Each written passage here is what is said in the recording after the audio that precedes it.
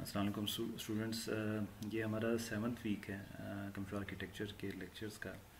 और इसमें हम जो हमारा लास्ट लेक्चर था उसका थोड़ा सा मैं रिव्यू आपको दे देता हूँ, फिर हम आगे चलते हैं। बेसिकली हमारे पास जो चैप्टर नंबर 7 जब हमने स्टार्ट किया है तो इसमें हम क्या करना चाह रहे हैं। इसमें बेसिकली हम ये करना चाह रहे हैं कि हमारे पास जो कंट्रोल यूनिट है उसकी डिज़ाइनिंग क्या है, ठीक है, कैसे डिज़ाइन हुआ है। तो बेटे कंट्रोल यूनिट हमारे पास क्या होता है। कंट्रोल यूनिट हमारे पास एक हमारे सीपीयू का एक ऐसा कंपोनेंट है जो तमाम चीज़ों को मैनेज करता है ठीक है, और उसमें हमने तमाम चीज़ें पहले से डिफ़ाइन की हुई हैं।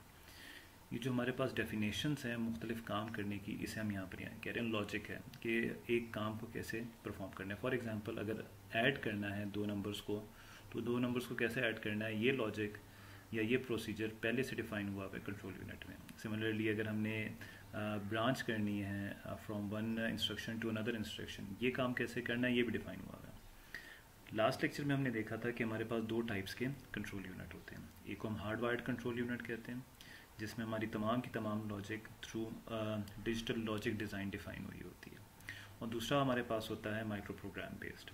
माइक्रो प्रोग्राम बेस्ड में हमारे पास तमाम कामों की जो लॉजिक होता है या प्रोसीजर होता है वो डिफ़ाइन हुआ होता है एक प्रोग्राम में, and that program is called micro program. चूँकि हमारे पास सॉफ्टवेयर या प्रोग्राम हमें ज़्यादा फ्लेक्सिबिलिटी देता है, उसमें चेंजेस करना आसान है, तो हम प्रेफर करते हैं micro program. And there are so many the reasons जो हम डिस्कस कर चुके हैं लास्ट उसमें लेक्चर्स में। अच्छा, तो यहाँ पर हम क्या कर रहे हैं, यहाँ पर हम फिर हम माइक्रो प्रोग्राम को आगे लेके चलें। ये माइक्रो प्रोग्राम होता कहाँ पर है। ये माइक्रो प्रोग्राम कंप्यूटर की जो मेमोरी होती है रोम, वहाँ पर होता है। रीड ओनली मेमोरी है ताकि उसे कोई चेंज ना कर सके, इसलिए वो वहाँ रखा होता है। दूसरा, जिस जगह पर पड़ा होता है उस जगह का नाम होता है रोम में कंट्रोल मेमोरी। कंट्रोल मेमोरी हमें पता चल गई कि रोम में होती है, और यहाँ पर हमारा माइक्रो प्रोग्राम होता है, और हमारा कंट्रोल यूनिट जो है वो यहीं से तमाम चीज़ों को काम करने के लिए जो उसकी लॉजिक है लेता है।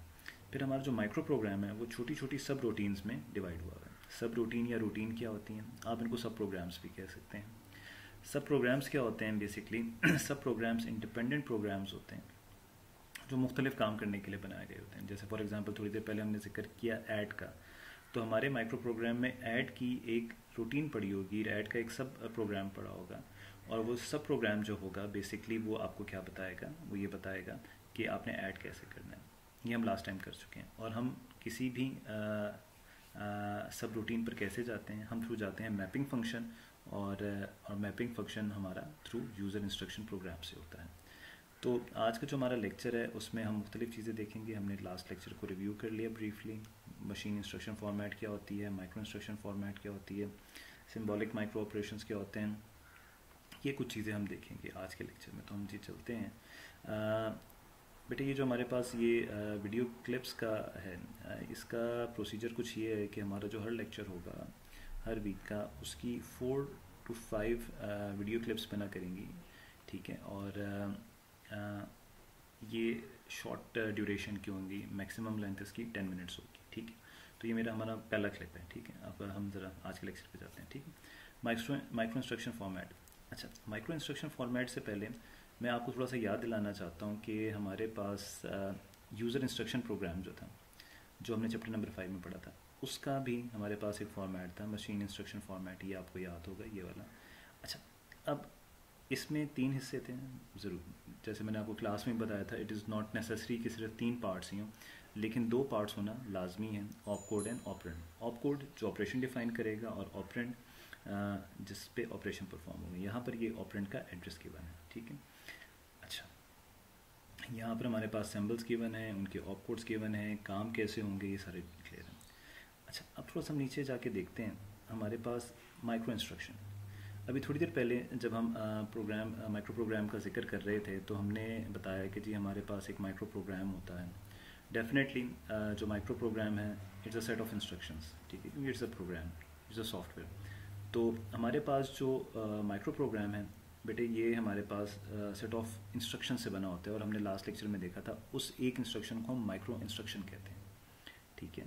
तो जो हमारे माइक्रो प्रोग्राम में एक इंस्ट्रक्शन होगी उसे हम क्या कहेंगे, माइक्रो इंस्ट्रक्शन। ये हमने लास्ट लेक्चर में देखा था।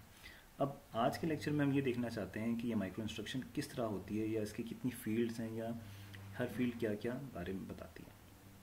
क्लियर। अच्छा, यहाँ पर हमारे पास जो माइक्रो इंस्ट्रक्शन है बेटे, इसमें ना ये हैं आपके पास 6 फील्ड्स हैं, ठीक है। F1, F2, F3, CD, BR and AD। अच्छा, F1, F2, F3 जो हैं ये माइक्रो ऑपरेशन फील्ड है। माइक्रो ऑपरेशन फील्ड ये हैं कि जब भी ये इंस्ट्रक्शन एग्जीक्यूट होगी तो आपके कंट्रोल यूनिट ने एक ख़ास काम करना है। वो ख़ास काम क्या है, थोड़ी देर में हम उसका जिक्र करते हैं। लेकिन जो काम करना है वो कहाँ पर डिफ़ाइन होगा कंट्रोल यूनिट का, यानी जो आउटपुट होगा कंट्रोल यूनिट का वो कहाँ पर डिफ़ाइन है, F1, F2 और F3 में। अगर हम थोड़ा सा स्क्रॉल डाउन करें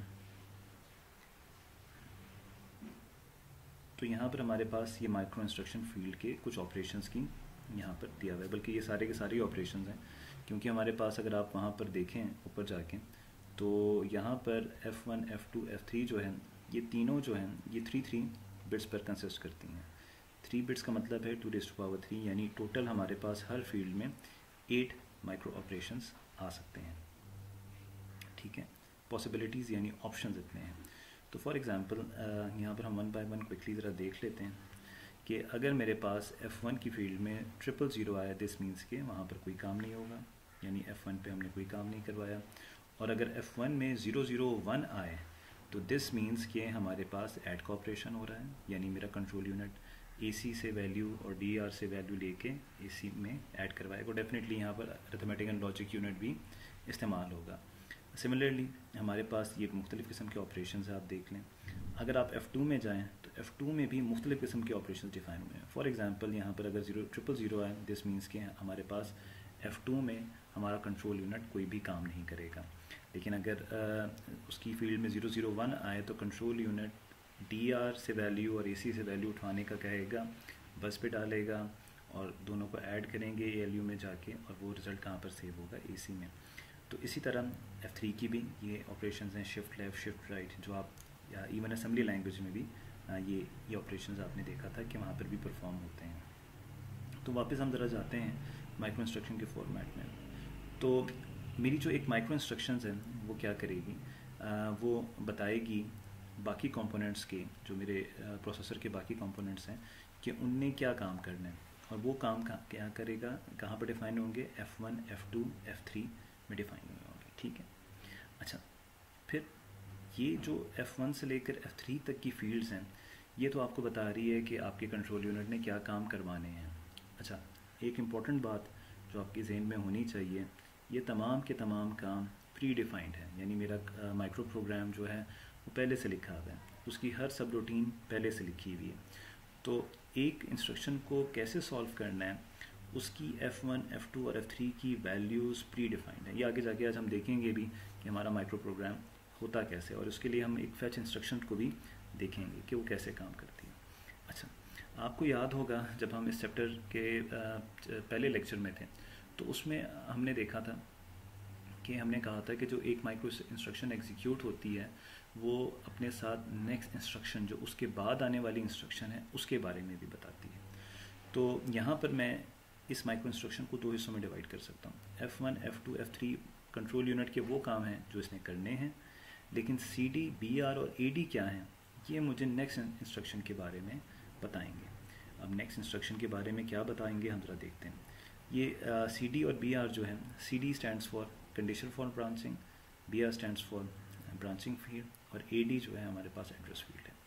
अच्छा, CD का साइज़ 2 बिट्स इसलिए क्योंकि हमारे पास टोटल 4 कंडीशंस हैं, BR का साइज़ 2 बिट्स इसलिए क्योंकि हमारे पास टोटल 4 टाइप ऑफ जम्प्स हैं, और AD की वैल्यू 7 बिट्स क्यों हैं, बिकॉज हमारे पास जो है अगर आपने लास्ट लेक्चर में हमारे पास कंट्रोल मेमोरी को देखा होगा तो हमारे पास वहाँ पर टोटल नंबर जो इंस्ट्रक्शंस हैं वो हैं 128। तो और चैप्टर नंबर 5 में हमने देखा था कि हमारे पास अगर हमने हर इंस्ट्रक्शन को एक यूनिक एड्रेस देना होगा तो हम 2⁻7 यानी हमारे पास 7 बिट्स का एड्रेस होना चाहिए to uniquely identify each and every address of the control unit. अच्छा, यहाँ पर हम अपना क्लिप नंबर 1 एंड करते हैं, और फिर हम क्लिप नंबर 2 यहीं से स्टार्ट करेंगे CA का, ताकि हमारे पास कंटिन्यूएशन ऑफ द कॉन्सेप्ट रहे। Thank you.